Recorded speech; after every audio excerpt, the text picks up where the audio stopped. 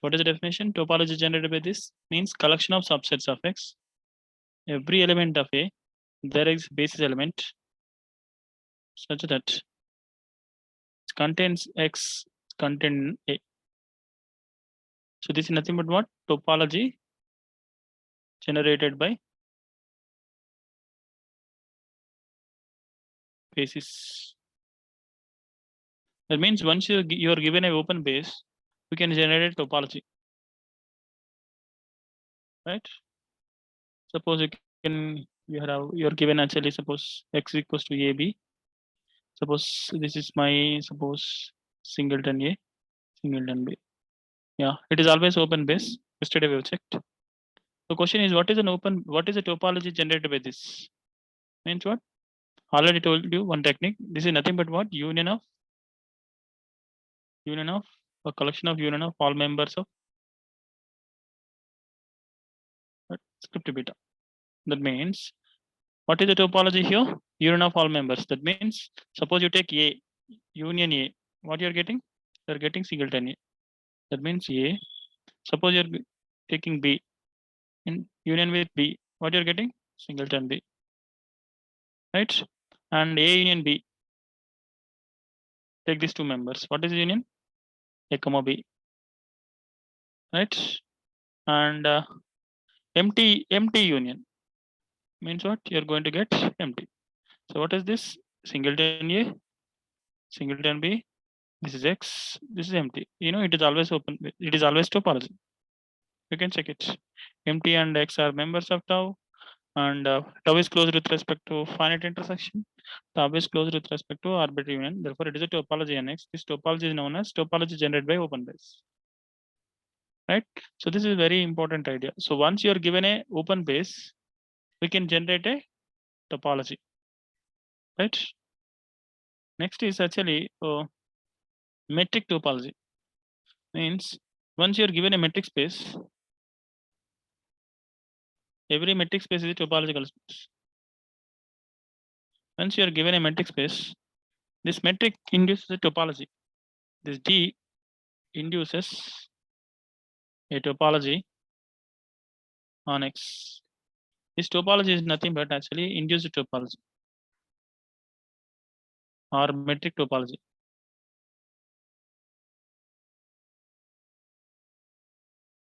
Right? So what is the topology here? You know, suppose my script B is this, a collection of open balls. Connection of open balls. You know, what is my collection? Open balls. Open balls centered A, radius R. You know, it is actually open base. It's a basis for metric space X. Why? Because this is my metric space. Suppose you give me point, I can find an open ball around this. You give me Y, I can find an open ball around this. So first condition is satisfied. What is second condition? You give me two open balls which are intersection. I can find another open ball which is containing this. Right? So it's an open base. This open base, the topology generated by this is nothing but metric topology or induced topology. The topology generated by this. What is the definition of this? What is the definition of this? For any member you take, there exists a basis element which is containing X contained in A. Right? So for every member in A, there exists a basis element. What is a basis element? What is a basis element? Open ball. It's open ball, center at X. Open ball, this contains X contained in A. So this is nothing but a metric topology or induced topology.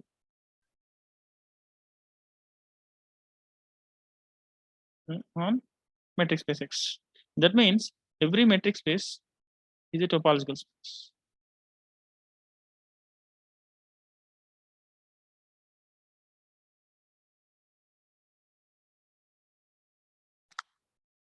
Right? Every metric space is a topological space. And next argument is comparison of two topologies.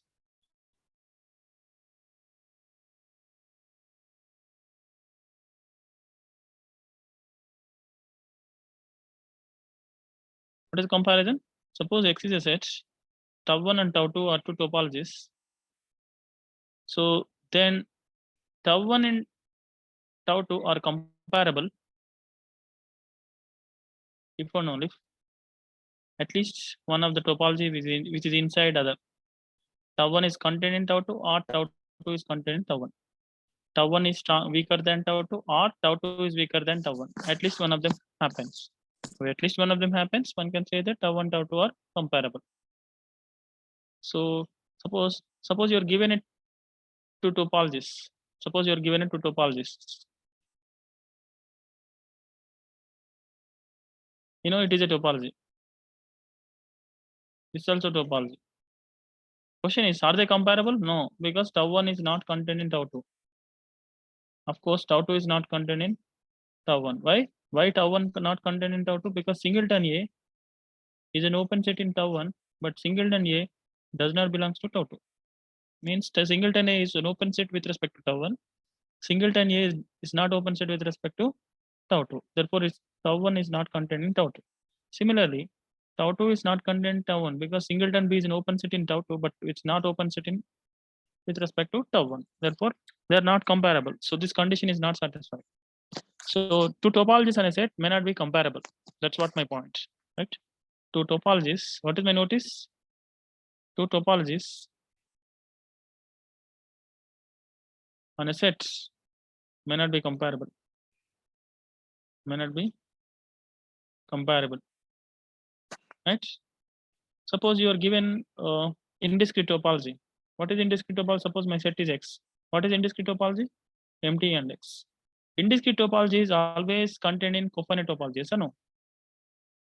Because cofinite topology contains empty and X.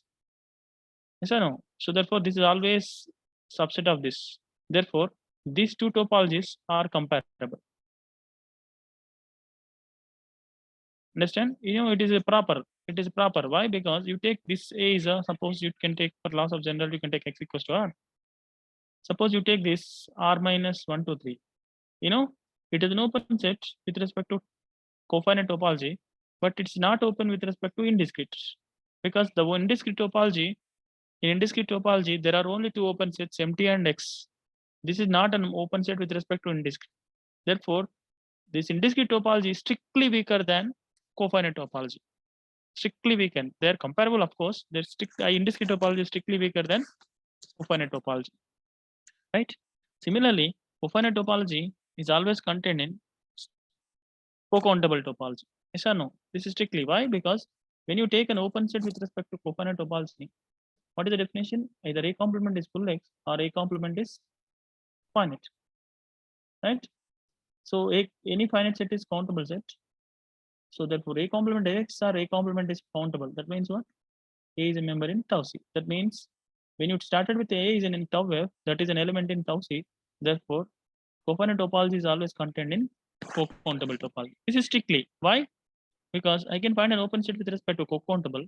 Suppose you take A equals to R minus 1 to 3 going on. You know, it is an open set with respect to co-countable, but it's not open set with respect to cofinite. Therefore, it is strictly. There exists at least one open set with respect to co-countable, which is not open set with respect to cofinite. Therefore, it is strictly weaker than, tau F is strictly weaker than tau C. Right? And tau C is always contained in discrete topology. Because this is collection of all subsets. This is after all a collection of subsets whose complements are full X or whose complements are countable. So therefore, this is always subset of power set. Therefore, these two are comparable, these two are comparable, these two are comparable, these two are comparable. Right? Similarly, you take this one. Are they comparable? Suppose you take cofinite topology equals to R for laws of generality. Suppose you can take usual topology. Are they comparable on R?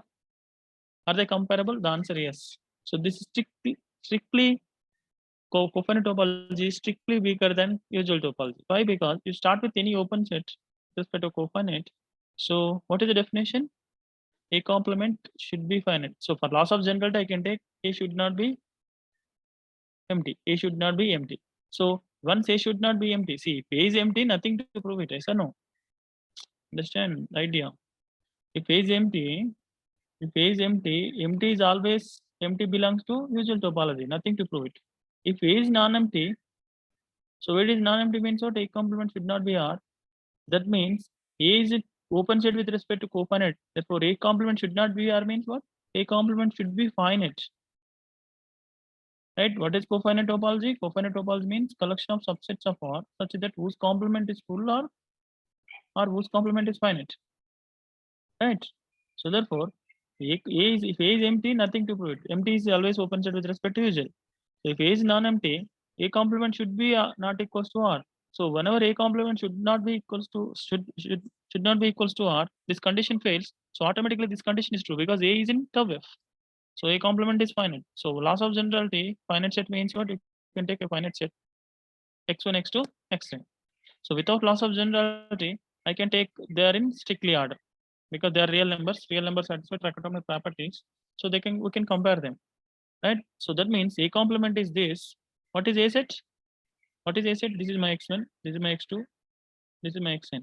What is my A set? A set is to take the complement means x1, x2, xn complement. That means this is my A. What is this a complement of this? Minus infinity to this. x1 union x1 to x2 union going on. xn minus 1 to xn union xn to infinity. Right? You know, it is always open ray. It's an open set with respect to usual. It is open set with respect to usual. It is open set with respect to usual. It is open set with respect to usual metric, usual topology. It is open set with respect to usual topology. Arbitrary of open set is always open set. Therefore, it is open set with respect to usual topology. Right? So therefore, A is open set with respect to usual topology. Therefore, when you take A is an open, we have done that is an open with respect to usual. When you take A is open with respect to cofinite, which is non-empty, therefore A is open set with respect to usual. Therefore, in both cases, we have done it. Right? Which is why it is strictly weaker because you start with this open 0, 1. It is open set with respect to usual, but it's not open with respect to cofinite. Why? Because whose complement is what? Minus infinity closed 0, closed 1 to infinity. This is not a finite set. Therefore, this is strictly weaker than usual topology. Right? Similarly, so there is an important result actually. When you want to compare two topologies, suppose you are given two open bases.